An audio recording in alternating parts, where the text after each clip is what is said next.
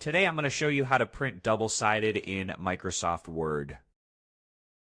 Super easy and fast. I actually use WPS Office myself, but don't worry, the process is pretty much the same in Word.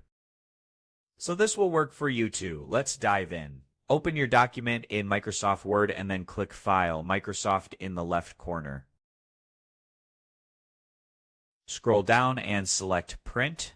Under the Page section, or where it says Print on one side, click the drop-down.